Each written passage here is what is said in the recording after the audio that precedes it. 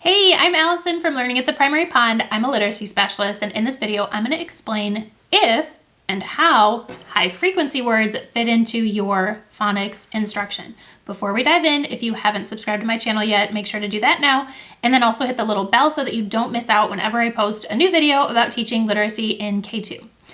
Okay, so real quick, we're just going to go over some terms. I mentioned phonics instruction and I mentioned high frequency word instruction, right? So phonics instruction is when you're teaching kids the relationships between letters and sounds. It can be on a very basic level, like the letter M represents the sound, or the pattern OI can represent the OI sound, like in coin. Both of those are examples of teaching phonics. Now, high frequency word instruction is teaching kids to quickly and accurately recognize words that appear frequently in text. So like the word R, it's going to appear often in text, right? And learning high frequency words helps build kids' reading fluency, because when they can quickly and accurately recognize so many of those words, then reading just becomes easier. You might also know this as sight word instruction. Technically, a sight word is any word that a student knows instantly by sight. So it probably will be some high frequency words, but it also might be random words that they really like dinosaur. Okay, so that's phonics instruction and that's high frequency word instruction. Now, these two concepts might sound like two very different things, right? Like teaching relationships between letters and sounds and then learning words. However, they are not. So many of us were taught to teach high frequency words by having kids like look at the whole word, maybe on a flashcard, and like memorize it. However, the research indicates that our brains best learn high frequency words, or any words, when we learn how the sounds in a word connect to the spelling in a word. And that requires phonics, right? This is true even of high frequency words that are irregularly spelled, meaning they're like rule breakers. They break some of the traditional letter sound relationships. So to make this more concrete, let's do an example.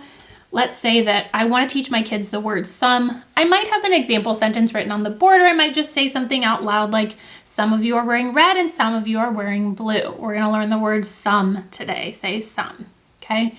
And then I might give another example. I might have the kids come up with just oral examples with the word some. And then after we talked about kind of like the meaning of the word, I want them to start learning the relationships between the spelling of the word some and the sounds in the word some. And so I'll just grab this. This is a little bit dirty, so forgive me. It's been written on. Well loved. I have this little sheet where it's so simple. It's just a grid, and I will have the kids like tap out or push counters for the words in some. And so in this case, they're not going to need all the boxes. It's just like right? Some. So there's 3 sounds. Those are the sounds. So I get them to focus on that. And at that point, I kind of want to not have them looking at the word, because we're just focusing on sounds. Next up, we're going to talk about how the sounds in the word some are related to the letters in the word some. So I'm going to draw sound boxes here just so you can kind of see. I would actually eventually they can use these little sheets to map out some, but I'm probably going to do it on the board at first. And this is how I would draw the sound boxes. I do have some other videos about teaching sound boxes and word mapping, so you can check those out. But just for this quick example, so the sounds, like we said, are s, and then I might say to them, are there any sounds that are surprising or that you didn't expect? And they might point to this O, right? So, the S is representing the normal sound, the M is representing the normal sound. But then with the O, instead of saying some, if you think about the word dome, right, you'd have the long O sound represented by the O with the silent E at the end, but that doesn't say some, it says some. So this is sounding like the short U, okay? So, you might tell them, whether you do heart words or another approach, you might tell them this is the tricky sound, this is the surprising sound, the one you got to remember, so that when they're sounding out some, which is not a bad thing, by the way, they don't say some, they say some. They have to learn this tricky part, right? So this is phonics, right? Even though I'm teaching a high frequency word, it is phonics. I'm incorporating what they've learned about phonics, what they're continuing to learn. And sometimes you might have a high frequency word that has a phonics pattern that they don't know yet, and that's okay. You can just kind of tell them, hey, these letters are representing this sound in the word. Okay, so we do a couple of other things with high frequency words, but I just wanted to kind of show you the beginning of that so you can see how we're using phonics to help them read these words. And what's really interesting, I mentioned this a second ago about sounding out some. You know, I used to think like, oh, if they're sounding out like a high frequency word, then that's not good, right? However, research shows that kids who attempt to read high frequency words, even those that are irregularly spelled, they do better when they use phonics knowledge. That might be surprising, right? You might think like, oh, they just got to remember it. But no, kids do better at figuring it out when they use phonics knowledge and when they're sounding out the words. So pretty cool, right? All right, so now that you see how these two are connected, let's also talk about like what this looks like in the classroom and how you do this on a daily basis. So first of all, it can be really helpful to look at your scope and sequence and arrange your high frequency word instruction so that it more or less matches your phonics scope and sequence. So I want to give you an example.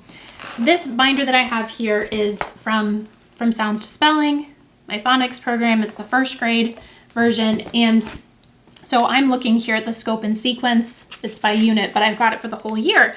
And so what I did when I created the scope and sequence for From Sounds to Spelling is I created this, like the skills sequence based upon developmental spelling research.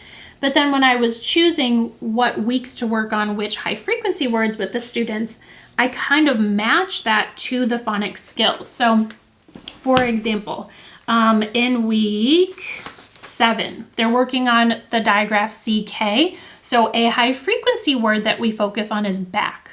Now that's regularly spelled, but it's something that appears often, so I want them to read it pretty quickly.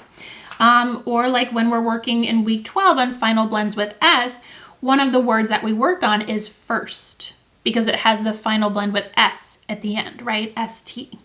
So, when you're doing this, obviously if you use From Sounds to Spelling, it's done for you and you don't have to do this. However, if you are doing it on your own, take your scope and sequence, take your list of words, match it the best you can, but also know that the matching doesn't have to be 100% perfect. It's not in From Sounds to Spelling. You don't want to end up teaching like 10 high frequency words in 1 week because they all happen to have short A and that's the week you're working on short A, right? Like it's not always going to be a perfect match. Just do the best that you can and that will be good enough. And again, if you use From Sounds to Spelling, that work is done for you. All right, so then like on a daily basis, let me talk about the way that I prefer to teach high frequency words and how that fits into phonics. So I prefer to teach high frequency words in a whole group setting. Can you teach it small group and make it really differentiated? Yes, absolutely. And if you have a class that's just huge range of skills, you might need to, but generally speaking, in a typical classroom, which will have a range of skills, I teach them, in that whole group setting. And you kind of saw the beginning of my routine or some of it when we were talking about how I do this with some. And so I will have my phonics block and all of, the phonics skills that I'm teaching, but there will be a time in that set aside for the high frequency word instruction. I just do a couple a week. I don't try to do 5 or anything like that. Maybe some students can learn 5 high frequency words in a week, but I'm really looking for mastery, not just covering tons and tons. Trying to think if there's anything else I wanted to share. Just like I did with the sum example, I do really make sure to talk about how the sounds in the word relate to the spelling in the word. We talk about the meaning of that word, and I'm trying to connect it to the phonics instruction as much as possible. So that's why the scope and sequence match those two, the phonics skills and the high frequency words. So I think that's it. I have the dedicated phonics block. I've got the high frequency word instruction as part of it, and it just seems to flow really well. You can actually check out a free week's worth of lesson plans it has phonics and high frequency word instruction in it. So you can really get a better sense of what does this look like? What is the timing? What activities do I do every day? And so if that would be helpful to you, I have that for kindergarten, first grade, and second grade. Look for the link in the caption that goes along with this video to get access to that. And the free week comes from my phonics program, From Sounds to Spelling, which is what I was talking about earlier.